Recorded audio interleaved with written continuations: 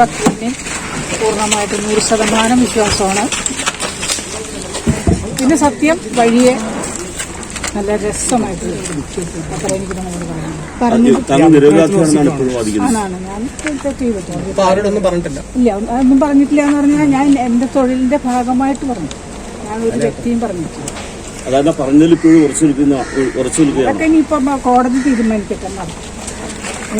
വളരെ പ്രധാനപ്പെട്ട 3 കർശന ഉപാധികളോടെയാണ് ബഹുമാനപ്പെട്ട കോടതി ജാമ്യം അനുവദിച്ചിരിക്കുന്നത്.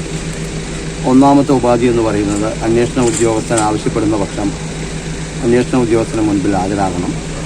രണ്ടാമതായിട്ട് ഇത്തരത്തിലുള്ള കുറ്റകൃത്യങ്ങൾ ഇനിയും ആവർത്തിക്കരുത്. 3, ഇതുപോലെയുള്ള സാക്ഷികളെ ഈ കേസുമായി ബന്ധപ്പെട്ട് ആരെങ്കിലും ഉണ്ടെങ്കിൽ അവരെ സ്വാധീനത്തിൽ ഇടപെടുത്തരുത്. ഈ 3 ഉപാധികളോടെയാണ് ജാമ്യം അനുവദിച്ചത്.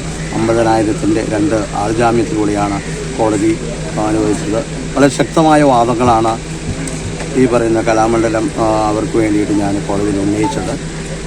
ഒരു ടീച്ചറായിരുന്നു എന്നും കുറേ കാലമായിട്ട് കുട്ടികളെ പഠിപ്പിച്ചുകൊണ്ടിരുന്നു എന്നും അവർ പറഞ്ഞത് ജനറലായിട്ടുള്ളൊരു കാര്യമാണ് എന്നും അത്തരത്തിൽ ഒരു പ്രത്യേക വ്യക്തിയെയോ സമൂഹത്തെയോ ഉദ്ദേശിച്ചുകൊണ്ടല്ല, അത് SC/ST വകുപ്പിൻ്റെ അധികാര പരിധിയിൽ വരുന്നതല്ല എന്നുള്ള വാദമാണ് ഉന്നയിച്ചത്. എന്നാൽ പ്രോസിക്യൂഷൻ ശക്തമായി കസ്റ്റഡി ആവശ്യമാണ്, കസ്റ്റഡി കിട്ടിയാൽ മാത്രമേ കാര്യങ്ങൾ നീക്കുവാൻ സാധിക്കുകയുള്ളൂ, അന്വേഷണം നടത്തുവാൻ സാധിക്കുകയുള്ളൂ. അതിന് ഡിവൈസ് മറ്റുമായി ചില സംഗതികൾ കണ്ടെത്താനുണ്ട്. പക്ഷേ ഡിവൈസ് ഒരു പക്ഷേ 2-3 പ്രതികൾ അത് ഷൂട്ടിംഗ് നടത്തി അവരുടെ കൈവശം വെച്ചിട്ടുള്ളതാണ്.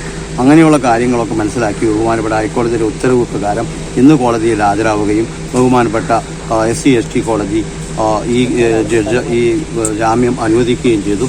കർശന ഉപാധികളോടെ